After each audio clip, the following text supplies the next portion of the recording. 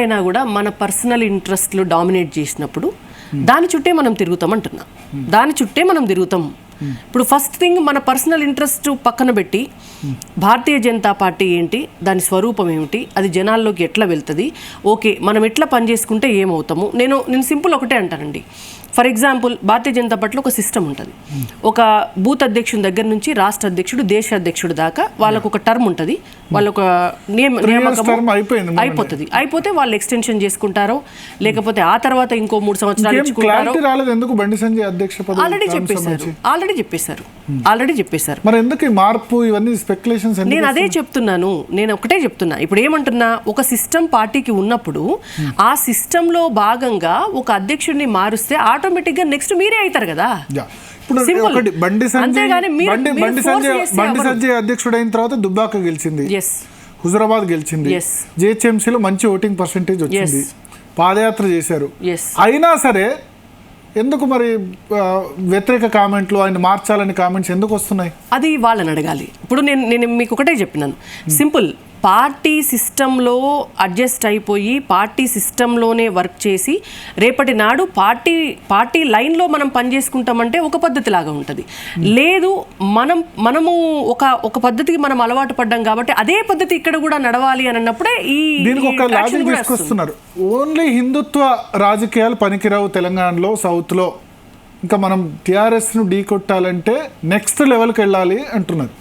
అంటే ఒక్కటే అండి, ఇప్పుడు ఓన్లీ హిందుత్వ ఎవరు చేశారు? భారతీయ జనతా పార్టీ తెలంగాణ రాష్ట్రంలో దాదాపుగా 6 నుంచి 7 లక్షల కోట్ల రూపాయల ఫండ్స్ రిలీజ్ చేసి అభివృద్ధి చేసింది. భారతీయ జనతా పార్టీ తెలంగాణ ప్రాంతంలో 2014 కంటే ముందు ఒక్క నేషనల్ హైవే లేదు ఈ ప్రాంతంలో, 50 ఏండ్ల కాంగ్రెస్ పరిపాలనలో. కానీ బీజేపీ గవర్నమెంట్ వచ్చిన తర్వాత ఇవాళ 1,00,000 కోట్ల రూపాయలు పెట్టి మీరు హైదరాబాద్ నుంచి ఏ ఊరికి పోతారో పోండి, ఏ జిల్లా హెడ్ క్వార్టర్కి పోతారో పోండి, నేషనల్ హైవే లేని హెడ్ క్వార్టర్ ఎక్కడైనా ఉందా? 1,00,000 కోట్ల రూపాయలు స్పెండ్ చేసింది.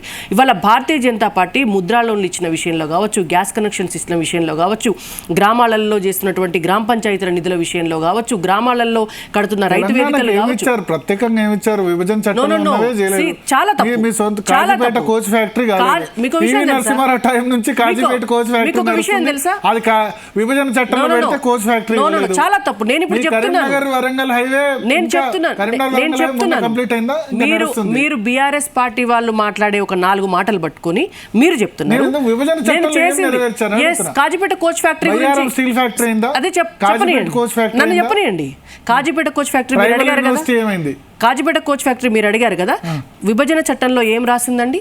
కాజీపేట కోచ్ ఫ్యాక్టరీకి ఒకవేళ వయబిలిటీ ఉంటే, మీరు రాసిన లైన్స్ తీసి చదవండి, కాజీపేట కోచ్ ఫ్యాక్టరీకి ఒక కమిటీని వేసి దానికి నిజంగా వయబిలిటీ ఉంటే, అది అవసరము అని అనుకుంటే దానిని పరిశీలిస్తాము అనేటువంటిది విభజన చట్టంలో ఉంది. అయితే దాన్ని బేస్ చేసుకొని ఆ తర్వాత ఒక మాట వినండి, నన్ను చెప్పండి. కాజీపేట కోచ్ ఫ్యాక్టరీ కంటే, మీరు చెప్పేది వినండి, కాజీపేట కోచ్ ఫ్యాక్టరీ కంటే ఓవర్హాలింగ్ ఫ్యాక్టరీ అనేటువంటిది ఇక్కడ అవసరం. కాబట్టి దానికోసము 10,000 మందికి ఉపాధి కల్పించేటటువంటి కాజీపేట ఓవర్హాలింగ్ ఫ్యాక్టరీ కోసము ఆల్రెడీ వర్క్ శాంక్షన్ చేసి, ఆల్రెడీ అన్ని రిలీజ్ చేసి, దానికి సంబంధించినటువంటి భూమి చూపించమని చెప్పి కేంద్ర ప్రభుత్వం రాష్ట్ర ప్రభుత్వాన్ని అడిగింది. ఏం చేశారో తెలుసా? ప్లెయిన్ ల్యాండ్ ఇస్తే వాళ్ళు ఇక్కడ ఇనాగ్రేట్ చేసి స్టార్ట్ చేస్తారని చెప్పి మెట్టుగుట్ట రామలింగేశ్వర స్వామి దేవాలయం ఉంటుంది కదా వరంగల్లో, ఆ దేవాలయ భూముల్ని దానికి చూపించారు. ఎక్కడైనా ఏం జరుగుతుంది అప్పుడు? దేవాలయ భూములకి ఫ్యాక్టరీ పెట్టడానికి ఒప్పుకోరు కాబట్టి అది కాంట్రవర్సీ అయ్యి ఆగిపోతుంది. అది ఆగిపోతుంది, వీళ్ళు కేంద్రం ఇయ్యలేదు అని చెప్పి ఒక అబద్ధాలు చెప్తాను. నేను చెప్తాను, లేదు ఇక్కడ ఉన్నటువంటి స్టీల్ ఫ్యాక్టరీ దాంట్లో ఐరన్ ఓర్ దానికి సంబంధించినటువంటి క్వాలిటీ అండ్ కాస్ట్ అవి 2 కనుక మెజర్ చేసుకుంటే ఇది వయబుల్ కాదు ప్రాజెక్ట్. అది వాళ్ళకు కూడా తెలుసు, అది బీఆర్ఎస్ పార్టీకి కూడా తెలుసు. రేపొద్దున వాళ్ళు అధికారంలో ఉన్నా కూడా అది చేయలేరు. గిరిజన యూనివర్సిటీకి సంబంధించి కూడా ల్యాండ్ అక్విజిషన్ విషయంలో ఎన్ని కొర్రీలు పెట్టాలో అన్ని కొర్రీలు పెట్టి దాన్ని కాకుండా చేసినారు. ఈవెన్ దో గిరిజనులకు ఇచ్చేటటువంటి రిజర్వేషన్ విషయంలో కూడా మొన్న ఎందుకండి మునుగోడు ఎలక్షన్ ఉన్నప్పుడు మాత్రమే అప్పటికప్పుడు మాత్రం తీర్మానం ఎట్లా జరిగింది? అసెంబ్లీ రిజల్యూషన్ చేసింది, 9 రిజర్వేషన్ చేశారు, గిరిజన చేశారు. మీకు ముస్లిం రిజర్వేషన్ ఇష్టం లేకపోతే అది యాక్సెప్ట్ చేయకుండా ఇది యాక్సెప్ట్ చేయొచ్చు. చాలా తప్పు. కేంద్ర ప్రభుత్వం అందుకే నన్ను చెప్పనియండి, వాళ్ళు ఏం చేశారంటే ఒక మతానికి సంబంధించినటువంటి తీర్మానాన్ని అంశాన్ని కుల రిజర్వేషన్ కి సంబంధించిన అంశాన్ని రెండింటిని కలిపి ఒక తీర్మానం చేసి పంపారు రాజ్యాంగంలో. అది ఒకటే ఫైల్ పంపారండి. అట్లా పంపితే అది యాక్సెప్ట్ కాదు. ఇండివిజువల్ గా పంపాలి, ఇండివిజువల్ గా పంపాలి. అట్లా పంపలేదు వీళ్ళు, అట్లా పంపలేదు, రెండింటిని కలిపి పంపారు. వీళ్ళట్లా పంపలేదు. మొన్న మునుగోడు ఎన్నికల్లో మాత్రం అర్జెంటుగా అక్కడ ఎస్టీకి సంబంధించినటువంటి సామాజిక వర్గం ఓట్లున్నాయి కానీ ఆ రోజు మాత్రం ఎందుకు చేశాను? ఇదే పని 9 ఏళ్ల నుంచి ఎందుకు చేయలేదు? అంటే కేంద్రాన్ని బదనాం చేయాలనేటువంటి ఒక ఉద్దేశం తప్ప ఇక్కడ బీఆర్ఎస్ పార్టీకి నిజాయితీ లేదు. అండ్ ఐఎమ్ సేయింగ్, అంటే ఏమంటారు, అథారిటేటివ్లీ ఇవాళ భారతీయ జనతా పార్టీ కేంద్ర ప్రభుత్వం ఇస్తున్నటువంటి డబ్బులతో జరిగే అభివృద్ధి తప్ప, ఇవాళ కార్పొరేషన్ల నుంచి తెచ్చేటటువంటి అప్పులతో జరిగేటువంటి అభివృద్ధి తప్ప వేరే బీఆర్ఎస్ పార్టీ డబ్బులు పెట్టి ఏమి చేస్తారు? రాష్ట్రం ఎవరి నాయకత్వంలో అసెంబ్లీ ఎన్నికలకు వెళ్ళబోతుంది? మా పార్టీ అధ్యక్షులు రాష్ట్రంలో బండి సంజయ్ గారు ఉన్నారు, దేశంలో నడ్డా గారు ఉన్నారు, కేంద్రంలో నరేంద్ర మోడీ గారు, అమిత్ షా గారు ఉన్నారు. వీరి నాయకత్వంలోనే ఎన్నికలకు వెళ్తాం. ఇప్పుడు ఉన్నటువంటి యాజ్ ఆన్ టుడే ఉన్నటువంటి లెక్క ప్రకారం అయితే అంతే. ఓకే, సో అదొక్కటి సరిపోదు, బండి సంజయ్ ఫేస్ ఒక్కటి సరిపోదు అని మీ పార్టీలో ఈ నేతలు కామెంట్ చేస్తున్నారు. అంటే 10 మంది అధ్యక్షులను పెడతారా? ఇంకా ఏదో ఒక పదవి ఇవ్వాలి వాళ్ళందరికీ. ఇంకా అంటే ఏం పదవి ఇవ్వాలి? 10 మంది అధ్యక్షులు కాదు, ఫేస్ ఒక్కటి సరిపోదు. ఉన్నారు కదా ఇప్పుడు మాకు ఎన్నికలు. ఓకే, దుబ్బాక గెలవచ్చు, హుజురాబాద్ గెలవచ్చు, ఇవన్నీ గెలవచ్చు, కానీ సరిపోదు, బండి సంజయ్ స్టేచర్ సరిపోదు అంటారు. అంటే ఎవరిని పెట్టాలి? అంటే నేనేమంటున్నా, మాకు ఒక బండి సంజయ్ బహుశా ఇప్పుడు కొత్తగా చేరిన నేతలందరూ కూడా ఈటల రాజేందర్కి ప్రాధాన్యత ఇవ్వాలి అని అంటున్నారు. అది పార్టీ డెసిషన్ తీసుకుంటుంది. ఇప్పుడు మాకు బండి సంజయ్ గారు ఉన్నారు, కిషన్ రెడ్డి గారు ఉన్నారు, లక్ష్మణ్ గారు ఉన్నారు, ఈటల రాజేందర్ గారు ఉన్నారు, రాజగోపాల్ రెడ్డి గారు ఉన్నారు, కొండా విశ్వేశ్వరరెడ్డి గారు ఉన్నారు, బూర నర్సయ్య గారు ఉన్నారు, ఇట్లా చెప్పుకుంటా పోతే విజయశాంతి గారు ఉన్నారు, ఏపీ జితేందర్ రెడ్డి గారు ఉన్నారు, వీళ్ళందరికంటే ఇంకా డికే అరుణ గారు కూడా ఉన్నారు. సో ఇట్లా కంపేర్ చేసుకుంటే ఇంద్రసేనారెడ్డి గారు కూడా ఉన్నారు. ఇట్లా లిస్ట్ పెట్టుకుంటే చాలా మంది ఉన్నారు. మాకు పార్టీకి లేరు అనేటువంటిది, అంటే ఎవరికి వాళ్ళు మేమే కావాలి అని అన్నప్పుడు అవతల వాళ్ళు సరిపోరు అని మాట్లాడచ్చు. ఎవరు సరిపోతారు ఎవరు సరిపోరు అనేటువంటిది పార్టీ నిర్ణయం తీసుకుంటుంది. పార్టీ ఒకసారి ఇప్పుడు కుటుంబంలోంచి వస్తే కుటుంబ పార్టీ అనిరి, రైట్? అదే ఒక సామాన్య కార్యకర్త నుంచి ఒక కౌన్సిలర్గా గెలిచి, ఒక ఎంపీగా గెలిచి, 2 సార్లు ఎమ్మెల్యే పోటీ చేసి, పార్టీ కష్టంలో ఉన్నప్పుడు నష్టంలో ఉన్నప్పుడు పార్టీని పట్టుకొని ఇవాళ మంచికి చెడుకు పార్టీలో ఉండి ఒక ఏమంటారు ఏ మరక లేని ఒక వ్యక్తిని తీసుకొచ్చి, ఒక ఎంపీని తీసుకొచ్చి రాష్ట్ర అధ్యక్షుడిని చేస్తే సరిపోరు అని మాట్లాడుతున్నారు. అంటే ఒక ఏమంటారు ట్రాన్స్ఫర్మేషన్ అనేటువంటిది రాజకీయాల్లో ఎట్లా జరుగుతుందండి?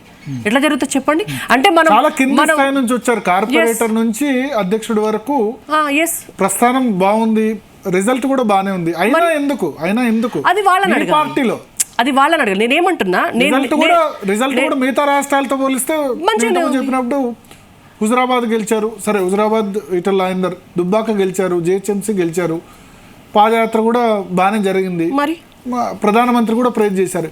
ఇవన్నీ జరిగిన అసంతృప్తి వస్తుందంటే ఇంకేదో కారణం ఉండుంటది. ఇప్పుడు నేను ఒకటే సింపుల్ చెప్తున్నా, రాజకీయాల్లో సరిపోదు మనం ఏం కోరుకుంటాము?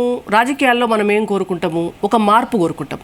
ఎప్పుడు నాకు 1000 కోట్లు ఉన్నాయి కాబట్టి నాకు అధ్యక్ష పదవి ఇస్తే నేను ఖర్చు పెట్టి నేను సరిపోతా అంటే తప్పు. ఇవాళ అట్లంటే కింది స్థాయి నుంచి వచ్చినటువంటి వాళ్ళను మనం యాక్సెప్ట్ చేయకపోతే, అంటే ప్రజాస్వామ్యంలో డబ్బులున్న వాళ్ళు మాత్రమే, లేకపోతే 10 సార్లు ఎమ్మెల్యేలు అయిన వాళ్ళు మాత్రమే ముఖ్యమంత్రులు కావాలా, పార్టీ అధ్యక్షులు కావాలా? సామాన్యులు ఎవరు కావద్దా? వాళ్ళకి అవకాశాలు రావద్దా? విశ్వేశ్వరరెడ్డి కామెంట్ చేశారు, కవితను అరెస్ట్ చేయకపోవడం వల్ల బీఆర్ఎస్ కు బీజేపీకి ఏదో ఉంది, అండర్స్టాండింగ్ ఉందని. నో, ప్రజలు వాస్తవంగా కవితను అరెస్ట్ చేయాలి అని, కేసీఆర్ కుటుంబం అవినీతిలో ఉంది అని ప్రజలు కోరుకుంటున్నమాట. కోరుకుంటున్నారు. ఎక్కడికి పోతే అక్కడ మిమ్మల్ని కూడా, మీరు కూడా ఆఫ్ ద రికార్డ్ ఆ కోడ్ తీసేస్తే చెప్తారు. మేము ఎక్కడికి పోయినా, మేము గ్రౌండ్లోకి ఎక్కడికి వెళ్ళినా కూడా కవితను ఎప్పుడు అరెస్ట్ చేస్తారు అంటే మేము అది మా పార్టీకి సంబంధించిన వ్యవహారం కాదు, అది ఈడీఓ సిబిఐఓ ఆధారాలను బట్టి టెక్నికల్ అంటున్నారు, అంటారు. భారతీయ జనతా అట్లయితే ఎప్పుడో వేసేద్దాం కదా లోపల, అట్లయితే ఎప్పుడో వేసేద్దాం జరిగింది. మా పార్టీ బ్రాంచ్ అయితే మేము ఎప్పుడో వేసేవాళ్ళం కదా లోపల. మాకు పొలిటికల్ అడ్వాంటేజ్. ఇప్పుడు ఆ స్కామ్ లో చార్జ్ షీట్ లో ఉన్న వాళ్ళందరూ అరెస్ట్ అయ్యారు. మనీష్ సిసోడియా నుంచి మొదలు పెడితే విజయ్ నాయర్ వరకు ప్రతి ఒక్కళ్ళు అయితే మాగుంట రాఘవ వరకు కూడా అరెస్ట్ అయ్యారు. కవిత గారు ఆడిటర్, కవిత మాత్రమే ఇప్పటి వరకు ఉన్నారు. ఆమె ఆడిటర్ అయ్యారు. ఇప్పుడు 2 అలిగేషన్స్. ఒకటి, ఆమె పేరును ఇల్లీగల్ గా అక్రమంగా చేర్చారు, ఆమెకు సంబంధం లేదు. రెండోది, చేర్చి బ్లాక్ మెయిల్ చేస్తున్నారు. ఎవరిని? కవిత, బీఆర్ఎస్ ను, కేసీఆర్ ను. ఎందుకు? కవితను అడ్డం పెట్టుకుని బ్లాక్ మెయిల్ చేస్తున్నారు. అంటే కేసీఆర్ గారిని రాజీనామా చేయమని అంటున్నారా? లేదు, ఆయన్ని మీ దారిలోకి తెచ్చుకునేందుకు ప్రయత్నం చేస్తారు. అంటే ఏంటిది మా దారి? అంటే మీ దారి అంటే మా పార్టీకి అధ్యక్షులు చేస్తారు. మీ పార్టీకి సపోర్ట్ చేసే విధంగా ఫ్యూచర్ లో ఏం అవసరం పెడితే బిల్స్ విషయంలోనో లేకపోతే ఇంకా ఆయన అసలు కేసీఆర్ గారి సపోర్ట్ మా పార్టీకి ఏమవసరం? ఏమవసరం? మేము ఆల్రెడీ 300 పైచిలకు స్థానాల్లో గెలిచి ఉన్నాము. రాజ్యసభలో అవసరం ఏం అవసరం లేదు. ఇప్పుడు అరవింద్ కేజ్రీవాల్ మీద ఇప్పుడు ఆయన సపోర్ట్ లేదు, మేమేమన్నా మాకేమన్నా నష్టం జరిగిందా? సింపుల్. అండ్ ఈ రాష్ట్రంలో మేము అధికారంలోకి రావాలని మేము కొట్లాడుతున్నాం. చార్జ్ షీట్ లో పేరు పెట్టింది మీరే. మేము ఎందుకు పెట్టామండి? 12 గంటలు క్వశ్చన్ చేసింది మేము కాదు, మీ ప్రభుత్వంలో ఉన్న మేము కాదు. ఈడీ ఇప్పుడు నేను ఒకటి ఇక్కడ క్లారిటీ ఇస్తాను. ఈడీ ప్రభుత్వంలో భాగం. ఇట్స్ ఫైనాన్స్ మినిస్ట్రీలో ఈడీ అన్నది ఒక భాగం. సిబిఐ కూడా రాజ్యాంగబద్ధ సంస్థలేం కాదు. ఈడీ, సిబిఐ, ఎలక్షన్ కమిషన్ అంటే రాజ్యాంగబద్ధ సంస్థ, కానీ ఈడీ అన్నది ఫైనాన్స్ మినిస్ట్రీలో ఒక part. And CBI ministry of personal, సిబ్బంది శిక్షణ వ్యవహారాల శాఖలో సిబిఐ కూడా ఒక భాగం. ఎస్, నేను చెప్తాను.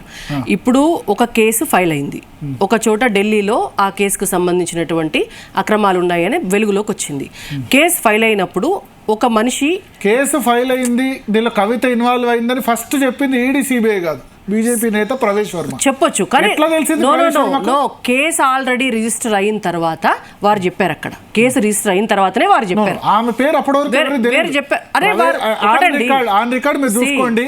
Pravesh Varma, BJP MP Pravesh Varma. నేను అదే చెప్తున్నా మీకు. బయటకి రివీల్ చేయొచ్చు. ఇప్పుడు పొలిటికల్ పార్టీ ఎందుకు తెలియదండి? ఎందుకు తెలియదు? ఇప్పుడు ఒక మాట చెప్తాను. నిన్న మొన్న ఓఆర్ఆర్ విషయం ఉంది. రఘునందన్ రావు గారు కొన్ని డీటెయిల్స్ బయట ఎట్లా తెలిసింది అంటే, జర్నలిస్టులకైనా పొలిటీషియన్స్కైనా కూడా చాలా రకాల కనెక్షన్స్ అందరితో ఉంటాయి. అంటే ఏ విషయాన్నైనా కూడా దొరకబట్టడమే కదా మన పని. ఇప్పుడు మనం దొరకబట్టకపోతే ప్రతిపక్షాలకు కానీ ఏమంటారు మీడియాలో ఉన్నటువంటి వాళ్ళకి కానీ ఎట్లా దొరుకుతాయి? మరి అన్ని ఇన్ఫర్మేషన్స్ ఎట్లా పెట్టి ఇప్పుడు మీరు రేపొద్దున జీ తెలుగులో ఒకటి ఏమంటారు నేను చెప్తున్నాను. ఒకటి నన్ను చెప్పనియండి మీరు. ఇష్యూ ఏం జరిగింది అక్కడ అంటే, ఖచ్చితంగా కవితకు సంబంధించినటువంటి వ్యవహారంలో ఈ విషయం బయటకు వచ్చిన మాట వాస్తవము. ఇవాళ కవితతో సంబంధం ఉన్నటువంటి 8 మంది అందులో నిందితులుగా ఉన్నారు, ఇంక్లూడింగ్ ఆమె ఆడిటర్తో సహా. అంటే జనరల్గా ఇట్లాంటి ఇన్సిడెంట్స్ జరిగినప్పుడు ఆమె ప్రమేయం లేకుండా ఇవన్నీ జరగవు. అయితే ఈ కేసులో బహుశా ఏమై ఉంటుంది అని అనుకుంటున్నాను అంటే, నేను టెక్నికల్గా దొరకకుండా ఏమన్నా చేసి ఉండొచ్చు. ఇప్పుడు ఫర్ ఎగ్జాంపుల్ అండి, నేను మీకు ₹1 కోటి ఇస్తాను. ₹1 కోటి నేనే ఇస్తాను మీకు ఇల్లీగల్గా ఇచ్చి మీ చేత ఓ వ్యాపారం చేపిస్తాను. అది మొత్తము ఏమంటారు అక్రమ వ్యాపారం అనే అనుకోండి. ఇవాళ టెక్నికల్గా నేను మీకు ₹1 కోటి ఇచ్చిన అనేటువంటి ప్రూఫ్ నేను వేరే వాళ్ళ ఎవరికి దొరక్కపోవచ్చు. మీరు కూడా ఆ ప్రూఫ్ని మీరు చూపించలేరు. మీరు అయినంత మాత్రాన ఇవాళ మీకు డబ్బులు ఎక్కడ వచ్చినాయి, మీకు డబ్బులు ఎక్కడి నుంచి వచ్చినాయి? రామచంద్ర పిల్లైని అరెస్ట్ చేస్తారు ప్రతిసారి. అరుణ్ రామచంద్ర పిల్లై కవిత బినామీ అని ఛార్జ్ షీట్ లో పెడతారు. గోరంట్ల బుచ్చిబాబు ఆమె ఎడిటర్ అంటారు, మొత్తం సూత్రధార అంటారు. ఇక్కడికి వచ్చేసరికి మాత్రం చేస్తారు కావచ్చు. ఏం జరిగింది? మీకెందుకు అంత తొందర అంటున్నాను. ఏం జరిగింది? మీకెందుకు అంత తొందర? నాకు తొందర. ఫర్ ఎగ్జాంపుల్ మీ పార్టీ నేత కదా విశ్వేశ్వరరెడ్డి కదా క్వశ్చన్. అరే ప్రజలు అట్లా అంటున్నారు కాబట్టి వారు ఇప్పుడు విశ్వేశ్వరరెడ్డి గారి నేచర్ ఎట్లా ఉంటదంటే, కవితను అరెస్ట్ చేయకపోవడం వల్ల ఏదో అండర్స్టాండింగ్ ఉంది అని ప్రజలు అనుకుంటున్నారు అనేది ఆయన చెప్పుండొచ్చు. ఇప్పుడు సహజంగా ప్రజల్లో ఏముంటుంది, కేసీఆర్ కుటుంబ సభ్యులను అర్జెంటుగా జైలు వేయాలనే ఇంట్రెస్ట్లో ప్రజలు ఉన్నారు. ఎక్కడికి పోయినా ప్రజలు అడుగుతున్నమాట వాస్తవం. కవితను ఇంకెప్పుడు జైలు వేస్తారు? టీఆర్ఎస్ వాళ్ళే అడుగుతున్నారండి. విషయం ఏంటంటే, టీఆర్ఎస్ నాయకుడు అవినాష్ రెడ్డి కేసులను యూజ్ చేసుకొని బ్లాక్ మెయిల్ చేస్తున్నారు 2 గవర్నమెంట్లను. ఏం అవసరం అంటున్నా? అసలు అవసరమే లేదు. నేను ఒకటి క్లియర్ గా చెప్తున్నా. అవినాష్ రెడ్డిని కూడా సిబిఐ అరెస్ట్ చేయకుండా వాళ్ళ తండ్రిని అరెస్ట్ చేసింది. కాలయాపన 6 నెలలు కాలయాపన చేసి బెయిల్ వచ్చేంత వరకు. ఇప్పుడు కవిత విషయంలో కూడా ఆమెను అరెస్ట్ చెయ్యరు అనడానికి గ్యారంటీ ఏం లేదు, లేదు చేస్తారనడానికి కూడా లేదు. కాబట్టి ఇవాళ ఏదో అర్జెంటుగా అయిపోయింది అని చెప్పి ఒక్క రోజుకి అనడానికి లేనప్పుడు మీరు ఎందుకు పదే లిక్కర్ స్కామ్? అవును, మాట్లాడతాం, డెఫినెట్ గా మాట్లాడతాం. స్కామ్ అని ఉంది కదా, స్కామ్ లేనిదే 8 మంది పోయి జైల్లో ఉన్నారా? స్కామ్ ఉంటే మరి అరెస్ట్ చేస్తారు. అంటే ఆమె నేను ఒకటే చెప్పాను మీకు ఇందాక, కొన్ని సందర్భాల్లో సిబిఐ కానీ ఈడీ కానీ టెక్నికల్గా ప్రూవ్ చేయకుండా ఏమి చేయలేరు. టెక్నికల్గా వాళ్ళు ప్రూవ్ చేయాలా? టెక్నికల్గా ప్రూవ్ అయిందా మనీష్ సిసోడియా? ఉండొచ్చు, లేకపోతే ఇవాళ ఊరుకునే వాళ్ళు కదా. ఇప్పుడు కేజ్రీవాల్ గారు ఏమంటారు, ఒక ఆర్డినెన్స్ తీసుకొచ్చింది కేంద్ర ప్రభుత్వం అని చెప్పి దేశమంతా తిరుగుతున్నారు కదా. నిజంగా మనీష్ సిసోడియా గారికి ఏమి సంబంధం లేకపోతే ఆయన ఊరుకునే వాళ్ళ? నేను ఒకటే మాట అడుగుతున్నా.